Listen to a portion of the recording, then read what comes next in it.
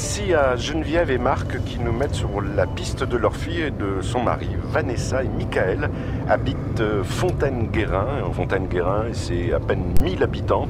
Et toutefois, un patrimoine immobilier réhabilité. Ça tombe bien car la restauration et l'utilisation de ce patrimoine bâti au profit de personnes âgées pouvait répondre aux aspirations du couple. Une association voit le jour, Habitage, avec un petit jeu de mots. 3 autres personnes se sont associées au projet et l'association a vu le jour officiellement en décembre 2013. Habitage, c'est un long bâtiment transformé en 4 logements de 45 mètres carrés et des espaces partagés, un jardin, une salle commune, un parking et c'est surtout une maison ouverte sur le village avec des ateliers hebdomadaires qui réunissent les résidents et les habitants de la commune. Le programme est vraiment bien ficelé, c'est intelligent. Le site c'est habitage-asso.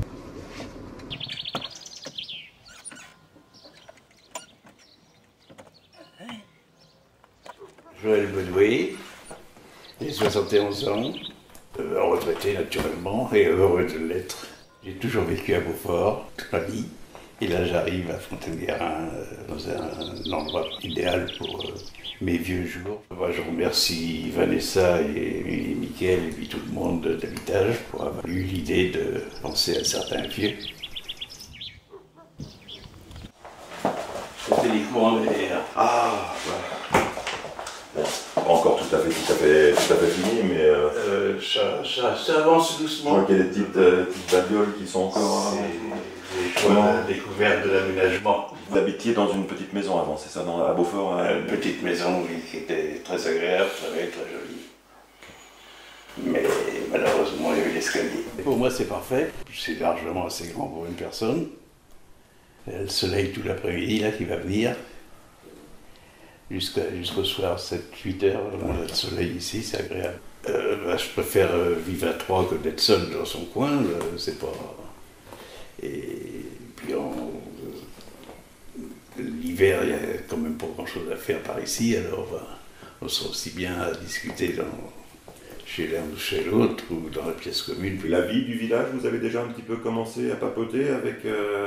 c'est des gens qui me connaissent, qui me connaissent maintenant, ils ont vu quelque part dans le journal, je crois. Ils m'ont dit, ah, bah, c'est le nouveau d'Habitage. Eh bien oui, c'est moi. Formidable ici. Pour moi, ça va être très bien.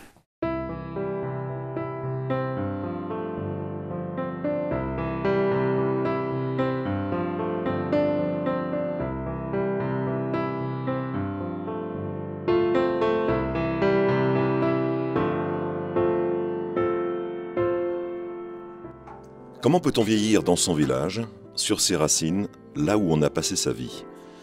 Comment peut-on préserver tous ces villages et leur patrimoine de l'abandon? Vanessa et Michael ont dû faire face à cette double question.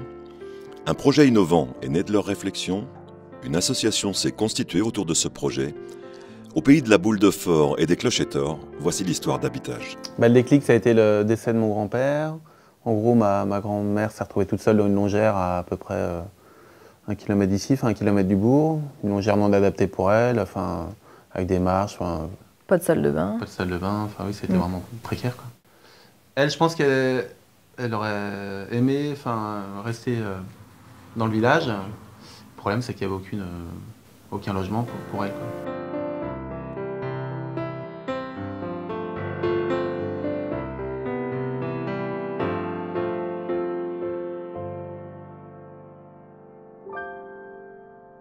C'était il y a plusieurs années, je pense il y a 4 ou 5 ans. Je devais faire une conférence à Angers, je crois. Et à un moment donné, je vois arriver 2 fous furieux, une folle et un fou. Vanessa et André qui commencent à m'expliquer des choses et tout. Et je comprends, je ne vais pas pouvoir m'en sortir. Je trouvais que ça allait exactement dans le sens de ce que je défends. C'est-à-dire que la société se prenne en charge elle-même, qu'elle n'attende pas toujours que ça se décide ailleurs, qu'on crée du lien social, que l'habitat pour les personnes âgées, pour tout le monde, entre autres pour les aînés, est un élément absolument central et qu'il faut qu'il ne soit pas dans un lieu complètement éloigné de la vie, mais qu'il faut qu'il soit dans la vie, avec la vie. Je me suis dit, c'est génial, très enthousiasmant, très sympa, très en accord avec eux. Et donc, voilà, ils m'expliquent leur projet, ils me demandent est-ce que je veux bien les parrainer, est-ce que je veux bien les parrainer. Je dis, oui, bien sûr, avec grand plaisir. L'idée était installée. Elle ne demandait qu'à faire son chemin pour devenir un vrai projet. Elle n'attendait qu'un déclic, une étincelle. Signe du destin, l'opportunité du challenge SFR Jeunes Talents s'est présentée à ce moment précis, comme une évidence. Tout début janvier, je me rappelle, j'étais à la gare d'Angers, j'ai un coup de téléphone sur mon portable. Bonjour, c'est SFR. Voilà, donc vous êtes sélectionné pour venir à Rennes présenter votre projet. D'accord. On a lu pas mal, on a essayé aussi de trouver quelques ressources et on a lu pas mal Serge Guérin aussi, qui est maintenant aujourd'hui notre parrain, donc c'était marrant. Et puis voilà, enfin, grosso modo un budget. On avait l'idée un peu du bâtiment, mais il n'y avait rien de fait. Et puis il faut dire qu'il y avait plein d'autres super projets et sur tout type de domaine, quoi. Donc voilà, puis le soir, c'était un petit peu soirée cocktail, et ils annonçaient les résultats, et donc sur les résultats, il y avait 8 projets au final qui étaient lauréats, et ces 8 projets allaient être accompagnés pendant 1 an. Et on a fait partie des 8 projets, on a été les deuxièmes annoncés, et là c'est waouh, voilà, c'est parti, quoi.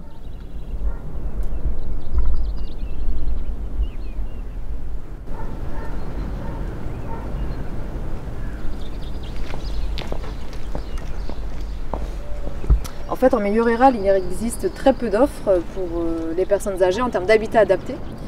Et ce qu'on voulait, c'est le volet aussi innovant de notre projet, c'est de réhabiliter du patrimoine local au lieu de construire des bâtiments neufs, comme c'est le cas parfois. L'idée, c'est de repartir de bâtiments qui existaient déjà, qui étaient inoccupés, et du coup de les réhabiliter pour répondre à un enjeu social et à un besoin de société qui est aujourd'hui l'hébergement pour les personnes âgées.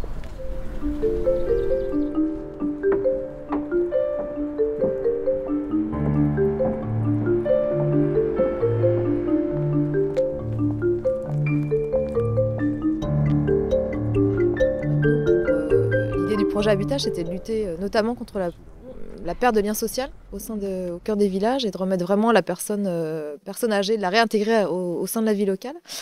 Et puis, c'était aussi de lutter contre le mal logement. On a vu pas mal de personnes âgées qui habitaient encore dans des logements non confortables. Alors après, il y a un salubre indigne, mais en tout cas non confortable.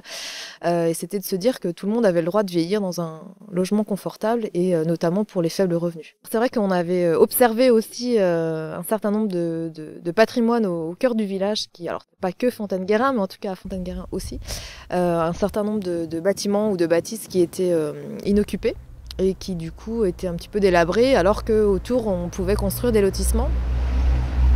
Donc l'objet, c'était de se dire pourquoi ne pas réhabiliter du patrimoine existant au cœur du bourg pour répondre à un enjeu social d'habitat pour des personnes âgées. Et donc on va voir ce que ça donne directement sur place.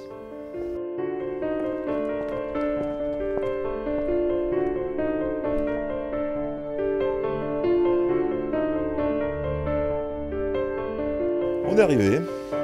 Voilà. Ah, dis donc. Et donc voilà, c'est là que ça se passera. Voilà donc le bâtiment qu'on souhaite réhabiliter pour en faire 4 logements d'environ 45 mètres carrés qui seront adaptés à la mobilité réduite, tout confort. Et puis juste à l'entrée, une salle de vie commune d'environ 43 mètres carrés. Voilà, avec aussi un jardin partagé, un accès avec un parking, etc. En plein cœur du bourg de Fontaine-Guérin. C'est vraiment tout près de la cité, on est vraiment tout près du cœur, donc ça va être une vraie proximité, animation. Et pour la commune Du coup, effectivement, on veut que ça soit vraiment un lieu inscrit dans la vie de la commune. Donc on souhaite aussi organiser quelques animations pour des personnes en dehors des résidents. Que ce soit vraiment un lieu ouvert, ça peut être un lieu culturel, aussi de rencontres, voilà, qui soit vraiment un lieu intéressant et de mixité aussi sociale pour le village.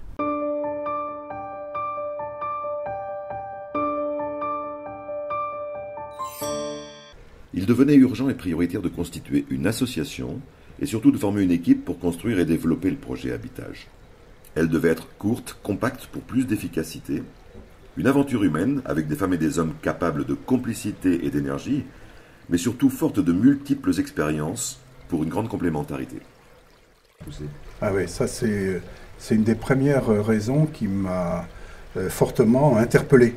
Pour la première fois, 2 jeunes s'intéressaient à ce qu'allaient devenir les anciens.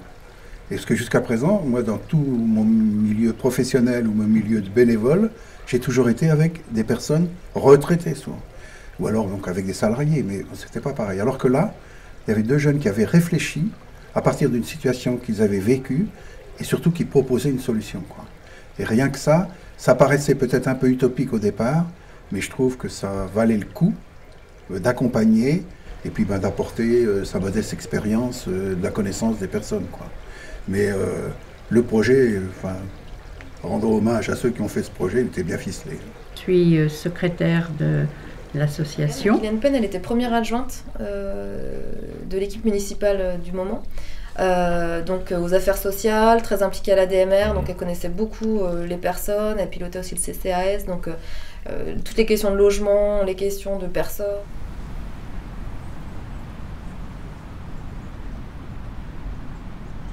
Il y a une dizaine d'années, j'avais eu un projet qui s'inscrivait plus dans du neuf pour créer le chaînon manquant pour les personnes âgées entre leur domicile d'origine et puis la maison de retraite qui pour moi était souvent très délétère pour elles.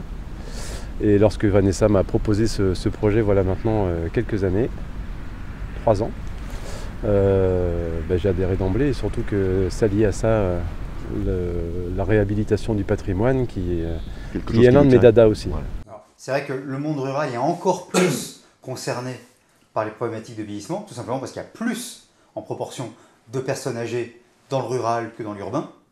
Deuxièmement, évidemment, dans le rural, c'est plus compliqué, il y a moins de moyens, économiques. Les départements, par exemple, sont moins riches. Généralement, les aînés sont aussi moins riches, c'est des gens avec des retraites extrêmement modestes. Donc, Habitage est une des réponses tout à fait possible pour essayer à la fois que les personnes se prennent en main elles-mêmes avec la société, avec les habitants, n'attendent pas que tout arrive de là-haut, de toute façon ça n'arrivera pas.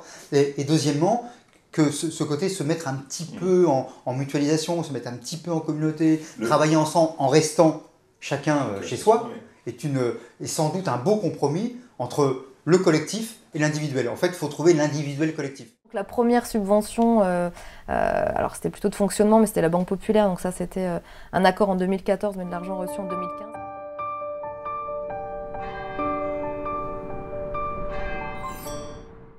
Ça permettait aussi d'avoir toujours cette action économique au niveau de la région, en tout cas du local au niveau Beaufort-en-Vallée. Et puis voilà, c'est un projet ambitieux, atypique. Ça a piqué dans notre curiosité, dans notre métier. Et puis c'est vrai, ça nous sort aussi de notre cadre officiel de la banque. Et par la fondation, tout de suite, c'était quelque chose une voie toute choisie pour cette association-là. L'argent, c'est bien entendu le nerf de la guerre. Il a fallu constituer de nombreux dossiers de demande de subventions pour couvrir au maximum les investissements d'aménagement et d'équipement engagés par l'association. Première grosse surprise agréable, c'était le conseil régional. Et ça, c'est clair que ça fait effet levier sur les autres subventions. Voici donc tous ceux, publics ou privés, qui ont accepté de s'engager pour soutenir Habitage.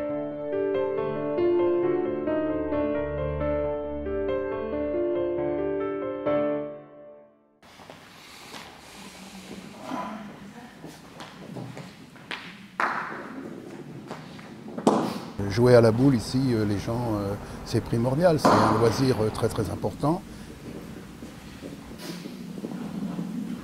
Quand on dit à des anciens, on va construire dans un jeu de boules, ça leur dit quelque chose, hein. Ça leur parle automatiquement. Hein, parce que chacun ici a son jeu de boules et va jouer à la boule, c'est un lieu de rencontre, c'est un lieu de festivité, il y a des compétitions.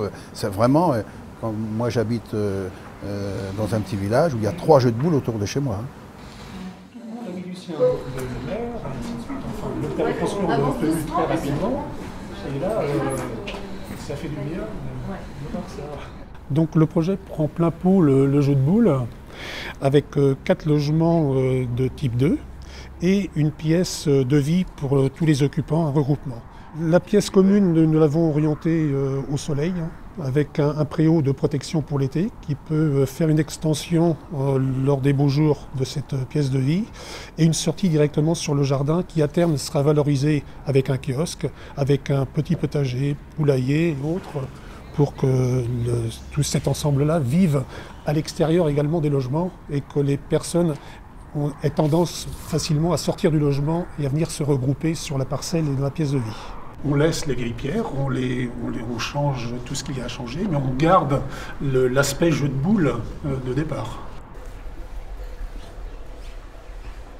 L'idée, c'est vraiment qu'on arrive à rénover notre centre-bourg pour que tout ce patrimoine aussi ressorte un petit peu de je dirais pas de ses cendres, mais un petit peu quand même, et qui puisse amener une vraie plus-value à nos communes.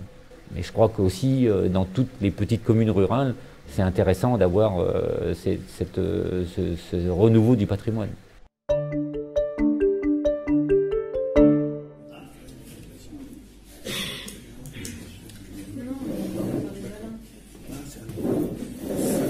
C'est un petit chien, il faut l'avoir, c'est violet. Ah bon? Il est comme ça?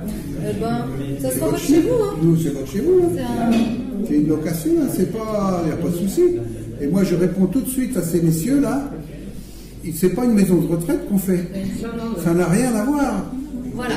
Et puis donc, bon, alors, on ne veut pas s'opposer au foyer logement. C'est très complémentaire, ça. Nous, ce qui nous intéresse, c'est qu'il y a des gens qui disent « je ne veux pas aller en collectivité, je veux rester dans une petite maison où je serai tranquille chez moi, mais où je pourrai rencontrer d'autres gens à côté de moi ». C'est un peu ça, notre projet. Parce qu'il y a quand même beaucoup de gens, et l'enquête le montrera, qui se sentent seuls ou isolés. Le club, c'est que les cartes? Ah bah, il y a d'autres jeux si on veut. Hein. Il y a le Scrabble, il y a le Priomino. Bah, ils font plus tellement. Il y a combien de personnes le mardi comme ça? Maintenant. Pour l'association, c'est très important de faire avec des gens, de justement savoir qu'est-ce qu'ils attendent. Donc pour cela, j'ai réalisé une enquête par questionnaire, qui était de recueillir leurs attentes par rapport aux services et leurs activités et qu'est-ce qu'ils font. Par la suite, on a aussi fait des ateliers participatifs, c'est pour continuer dans la même démarche, aller à la rencontre des gens, vraiment continuer sur cette lancée-là, sur tout ce qui est activité, service. Je venais une fois. Et vous êtes toujours resté? Après, quand je suis revenue, définitivement. Bonsoir à tous et à toutes. Merci de votre présence. Je trouvais intéressant aujourd'hui de vous présenter le projet Habitage qui se déroule et qui se prépare donc sur la commune des Bois d'Anjou et plus précisément de Fontaine-Guérin. La location mensuelle sera de 350 €. Ces logements-là seront agréés, conventionnés APL. Oui. Donc ça c'est le 350, c'est le maximum et après c'est selon les revenus. Donc c'est de créer des équipes citoyennes le plus possible pour permettre aux gens de rompre leur solitude.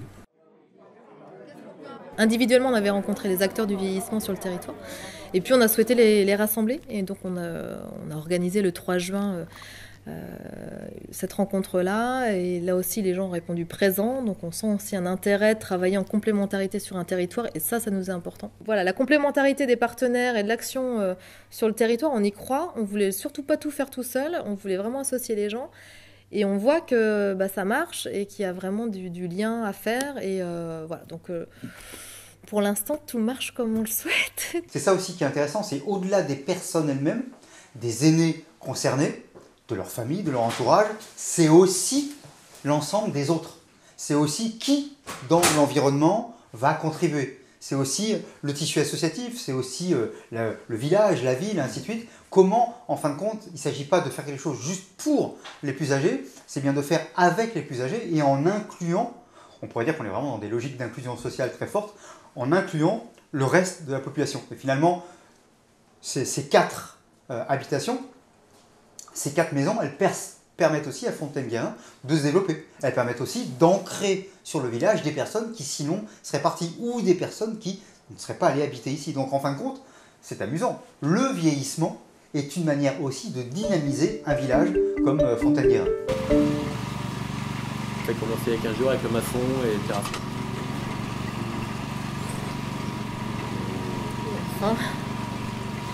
Et la fin qui est prévue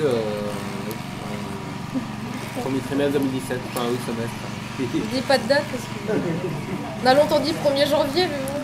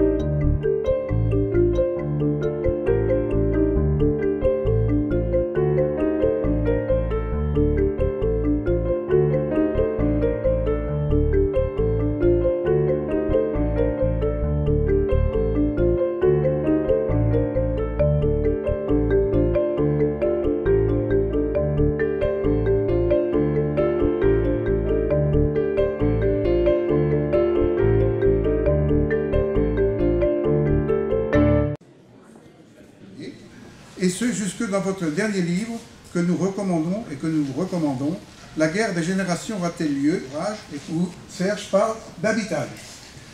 Aujourd'hui, vous êtes le grand témoin de cette table ronde. Une association un petit peu plus ancienne, avec un rayon d'action désormais régional, Le Temps pour Toi. Le jour même de l'inauguration de la première maison, Habitage a souhaité organiser une grande table ronde réunissant de nombreux acteurs, tous impliqués dans le domaine de l'habitat pour les seniors. Donc on a choisi de faire un habitat groupé dans le bourg, situé dans le village où tout le monde peut se connaître. Et puis de mener des activités, d'avoir un rôle à jouer, on en parlait justement, d'être utile, de se sentir utile. Et voilà, l'idée c'est que chacun soit impliqué et puisse avoir un rôle dans le lieu et dans le territoire. Mais l'âge, c'est pas une dépendance, on est tous interdépendants. Et là, les deux projets dont vous avez parlé, vous, madame, il y a 3 personnes là-dessus, c'est aussi comment on organise de l'interdépendance, comment on s'appuie les uns sur les autres. J'ai entendu monsieur... Cet événement aura permis des échanges autour des témoignages de ces mêmes acteurs, enrichis par les questions et expériences du public présent. Et puis on a discuté, et puis après de fil en aiguille, on a fait un dossier, et voilà, et puis mon dossier a été accepté, et c'est comme ça que maintenant je suis au Courtinoé et très contente d'y être. 50 ans qu'on s'endort la main dans la main, alors rien que pour ça, on ne veut pas y aller. Alors si un jour on ne peut plus rester chez nous, je crois bien qu'on ira habiter à Fontaine-Guérin. Habitage. C'est avec donc beaucoup de bonheur, je dirais même d'émotion, que nous célébrons, donc Michael et moi, ici l'aboutissement d'un travail de plus de 4 ans. Effectivement, tout a démarré en janvier 2013 sur une idée que les aînés, même avec des revenus moyens, devaient pouvoir être accueillis dans nos villages et que le patrimoine des bourgs devait être valorisé. 11 septembre 2017. L'inauguration officielle est venue ponctuer l'aboutissement de la première maison Habitage en présence des partenaires économiques du projet. De nombreux élus s'étaient également déplacés, marquant ainsi leur soutien aux solutions alternatives à apporter au vieillissement dans le milieu rural, mais aussi à la sauvegarde du patrimoine des villages. Je suis fière aujourd'hui que Joël, Paulette, Arsène et Laure soient ici chez eux, dans ces murs et dans ce cadre de vie. Déjà, les liens se sont tissés, la solidarité est spontanée et la convivialité est quotidienne. C'était un des objectifs de ce projet, permettre en toute indépendance à des personnes retraitées de vivre entourées, avec du lien social, en toute simplicité, en toute liberté et avec de la bonne humeur. Alors aujourd'hui, l'aventure continue. En effet, 3 nouvelles personnes viennent de rejoindre notre conseil d'administration. Leur enthousiasme, leur expérience et compétences nous sont chères. Je tiens à remercier Nicole Pigot, ici présente, à ma gauche, Anne Demour, ici présente à ma droite, et Françoise Dautel, qui se cache. Puisque vous êtes le parrain, vous avez le droit d'émettre tous les vœux. Eh bien, je leur souhaite de continuer de prendre du plaisir, que les personnes qui habitent continuent à bien vieillir, à prendre le temps de vieillir et à profiter de se vieillir en étant en lien avec les autres. Et puis ce que je souhaite à l'équipe qui a inventé Habitage, c'est que, d'ailleurs je l'ai vu aujourd'hui, là il y avait un élu qui est venu d'une ville de Champagne-Ardenne, par exemple. Voilà, donc c'est aussi qu'il puisse être copié, recopié le plus possible. Parce qu'en fin de compte, c'est ça qui est intéressant, c'est que chacun dans son territoire, avec ses particularités, puisse aussi s'inspirer, développer ce type de choses. Et je crois qu'Habitage, il y a une très forte logique à ce qu'ils proposent leur savoir-faire, leur méthodologie, parce que c'est pas la peine à chaque fois de recommencer, de réinventer l'eau chaude. Ce qui est intéressant aussi, c'est de profiter de l'expérience des uns pour développer quelque chose qui ne sera pas exactement la même chose, mais profiter de l'expérience des uns et des autres. Et finalement, le vieillissement, une société du bien vieillir, une société de la longévité, doit aussi mettre la question de l'expérience au centre du projet. On veut à chaque fois réinventer, alors que très souvent, il suffit d'écouter ce qui a été fait, et d'à partir de là, en profiter pour développer tel ou tel projet. Vanessa et Michael, avec Jonas et Janice, vont procéder à la coupure du ruban pour inaugurer cette maison Habitage. Allez-y. Sous vos applaudissements. Bravo!